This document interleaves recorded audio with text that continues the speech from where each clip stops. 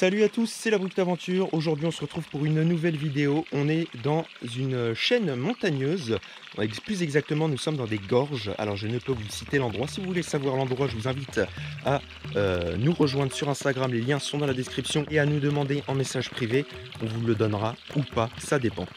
Pourquoi? Tout simplement pour garder cet endroit pour l'instant secret tant qu'il n'est pas connu. Tout simplement pour éviter la destruction de tout ce biotope, car cet endroit est absolument magnifique et on suppose bien que quand il sera connu ou le jour où il est connu, il sera plein de monde qui viendront s'y baigner et on retrouvera bien évidemment des déchets partout. Donc là on va étudier un peu le biotope qu'il y a ici, on va tout voir, explorer ensemble. C'est parti, introduction.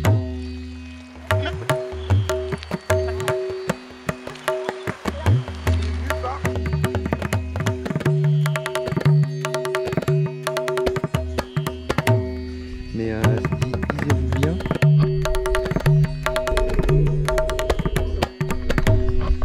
C'est propre.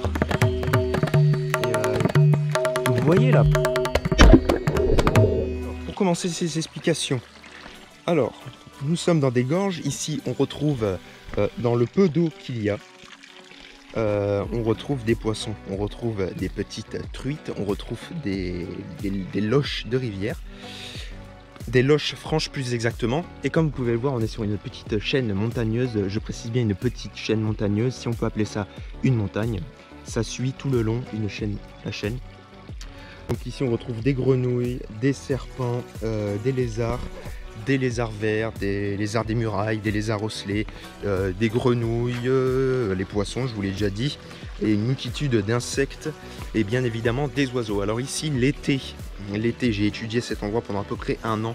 L'été, on n'y retrouve quasiment plus d'eau, hormis les petites bassines qu'il reste, et ça coule bien évidemment de goutte à goutte. Donc l'eau n'est plus trop oxygénée, mais par toute la végétation qu'il y a, les poissons survivent jusqu'à l'arrivée de la pluie en hiver, enfin à l'arrivée de l'hiver, à la fin de l'été.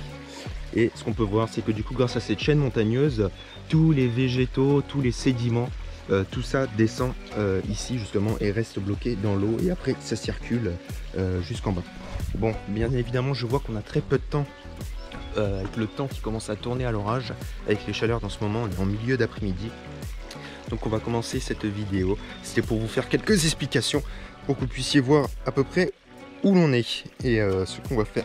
Donc c'est parti. On est toujours sur le même point d'eau du début. Alors ce qui se cache là-dessous, on a des grenouilles qui s'y cachent bien évidemment, mais avant tout, je viens de récupérer ce petit escargot d'eau douce qui était posé ici exactement et qui était en train de remonter pour aller dans le bac plus haut. Donc on va le regarder un peu de plus près, je vais le remettre à sa place. Hop, il était là. Et on va voir les grenouilles. Alors les grenouilles, il ne faut pas avoir trop peur non plus. Ah, voilà.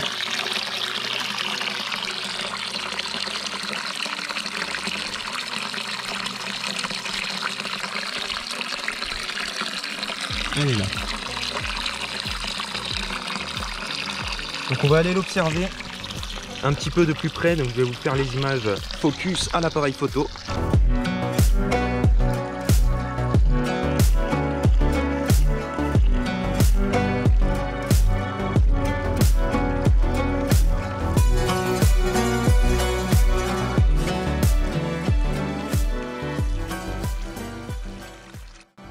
Donc vous voyez là, pendant que je la filme en fait, ce qui est assez dingue comme comportement, et ce qu'on peut comprendre tout à fait, hein, on aurait fait la même chose. Quand elle voit nous, pour elle, on est un prédateur. Je suis un prédateur pour elle. Et elle reste totalement immobile. Alors je ne vais pas la toucher, je pense que déjà l'avoir attrapée pour la poser là, ça a dû lui faire un peu bizarre. Mais elle reste totalement immobile et elle fait ça avec tous les prédateurs, et notamment par exemple quand un héron arrive. Quand un oiseau arrive pour essayer de la capturer pour la manger, elle reste pareil, immobile dans l'eau, ce qui fait que sans faire de mouvement, normalement c'est comme ça qu'elle arrive à survivre. Par contre si elle bouge, et ben l'oiseau l'attrape et la mange, et c'est fini pour elle. Et c'est assez ouf. Et là quand on va partir, et ben elle va sauter, elle va retourner faire sa petite vie dans l'eau. D'ailleurs derrière moi pareil, c'est blindé de grenouilles hein, là-dedans. Franchement on les compte par dizaines, par petites petit bassin comme ça. Ah, regardez, il y en a encore une là. Hop, elle est partie. On les compte, franchement, je les compte même plus. Enfin. Elle est là, elle est bien. Allez, quand même, on va l'aider. On va la remettre dans l'eau. Parce qu'elle a l'air terrorisée. Et il faut pas trop que sa peau sèche non plus. Allez, reprends ta libre. Liberté, liberté. Liberté, tu luttes contre le courant. Allez, viens, je te mets dans ta piscine. Rejoins tes amis. Allez. Vite. C'est toujours fou, hein. Allez, va-t'en. Vite. Hop. Au revoir. Et là, on a des spécimens de libellules totalement ouf. Mais cet endroit, il est complètement dingue. Il abrite une biodiversité de malade. Et je crois même qu'une fois, j'ai pu observer des écrevisses dans ce petit coin non plus. Ah, je me suis levé trop vite et il fait une chaleur de dingue. Donc après, je pense pas que vous puissiez voir correctement à la GoPro. Mais disez-vous bien que ces poissons, la plupart survivent dans ces petits bassins tout l'été. Hein. Tout l'été, ça ne coule plus. L'eau n'est plus trop oxygénée, hormis par les algues et les plantes qu'on retrouvera dans le cours d'eau. Ils arrivent à y survivre et attendent les inondations pour retourner à leur vie normale ou retourner, enfin descendre la rivière. Et il y en a, là on les compte par vingtaine, hein, dans cette toute petite flaque. Par contre on voit c'est magnifique, l'eau elle est très propre, on a toujours masse de poissons là-dedans, à fond même. C'est propre, c'est propre. Et toujours autant de grenouilles de tous les côtés. Mais j'aimerais bien pouvoir observer un poisson d'un peu plus près, comme on en a pas mal là. Donc là on est à un autre endroit plutôt intéressant, on a pas mal de roseaux sur cette partie là qui poussent et qui oxygènent l'eau et qui maintiennent mine de rien le sol et qui abritent des bestioles, hein, parce que là-dedans c'est sûr et certain qu'on a de la couleuvre vipérine, des grenouilles, des crapauds. Pour l'instant j'ai pas vu de crapaud encore. J'ai vu une couleuvre vipérine mais j'ai pas eu le temps de la filmer, elle était trop rapide. Après on a une multitude d'insectes dedans, il y a de la vie partout ici. Les insectes, il y en a juste là. Après je vous ferai une petite vidéo aquatique, mais je vais vous balancer quelques images de tous ces petits insectes un peu partout. Petits insectes aquatiques, c'est là.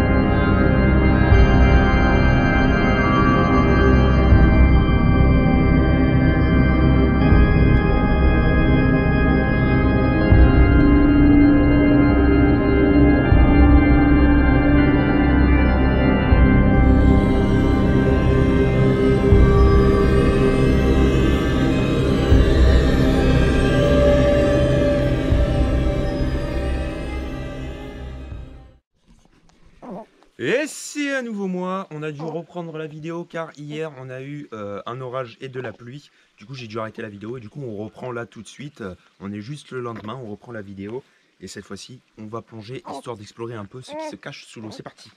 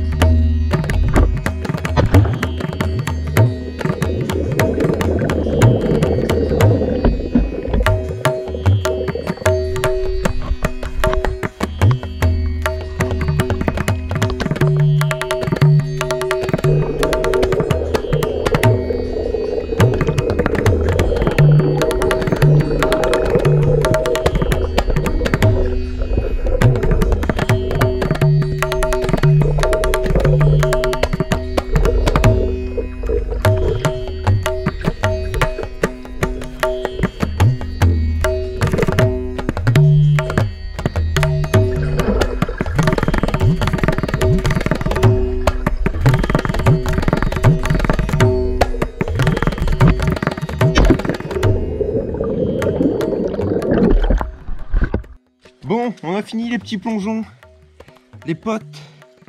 Et il y a un gros orage encore une fois qui se prépare. J'en ai assez des orages.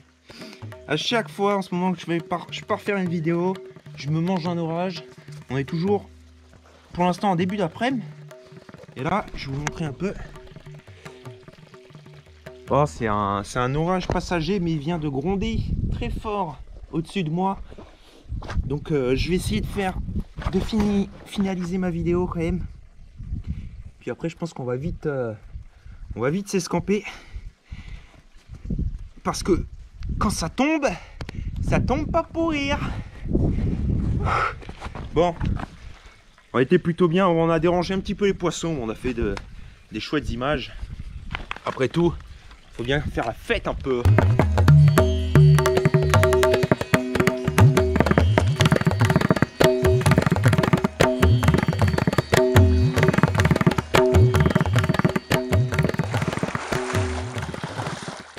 Là, pour cette dernière image, on a pu observer beaucoup de grenouilles. Hein, on a vu que c'était c'est plein de grenouilles partout. Mais là, par contre, on a un tétard de crapaud. Et je n'ai pas vu de crapaud encore. Sûrement en début de soirée et dans la nuit, les crapauds doivent sortir ici. Parce que j'en ai vu aucun. Mais là, du coup, on a un petit tétard de crapaud sympa. Donc on va se faire quelques images. Hein. Il est là sur le rocher, mais bon, vous ne le verrez pas comme ça à la GoPro. Donc là, on a notre petit tétard.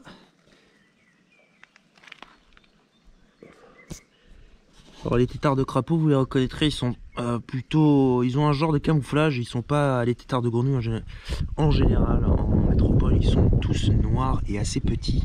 Et les tétards de crapaud, vous verrez qu'ils sont balèzes et verts. Une jolie couleur celui-là, il est beau. Bon, on va lui rendre sa liberté à lui aussi.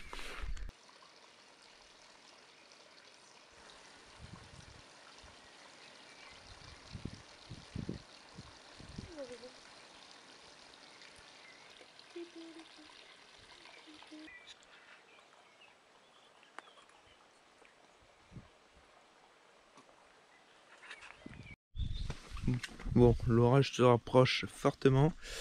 On va juste s'avancer un peu là et vous allez voir toutes les grenouilles qui vont sauter. Et puis on va essayer de se faire des dernières petites images. J'aimerais bien quand même réussir à aller au bout de mon petit projet. Et ça s'avère très compliqué en ce moment. Bon, on va voir. Donc, hop.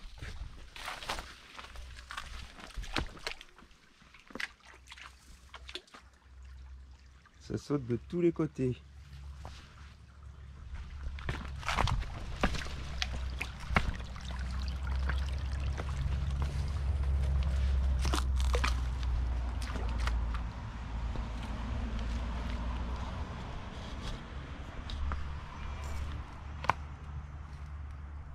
Waouh, on a un superbe spécimen de couleuvre vipérine, on dirait.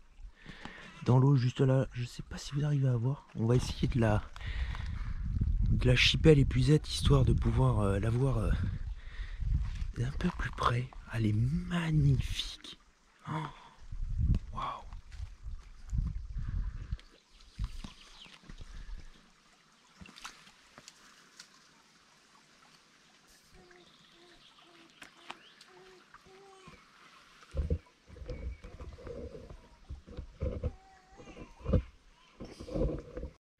Bon, on n'aura pas réussi à choper ce petit serpent pour le voir de plus près.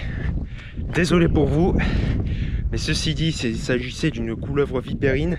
Donc je vous mets le lien d'un documentaire que j'ai réalisé sur la couleuvre vipérine. Tout est fait par la Brute Aventure. Donc je vous mets ce lien de ce documentaire et on va se quitter comme ça dans ce magnifique ruisseau avant que la tempête n'arrive encore une fois. Et je vous dis à la prochaine pour une prochaine vidéo. Ça sera bien meilleur. Ceci était une petite vidéo sympatoche d'expédition. Je t'invite à t'abonner à la chaîne, à nous rejoindre sur Instagram. Tous les liens sont dans la description. même le lien du documentaire sur la couleuvre vipérine, si jamais tu veux le regarder plus tard. Et abonne-toi à notre chaîne pour suivre nos péripéties. Et je te dis à la prochaine. Ciao!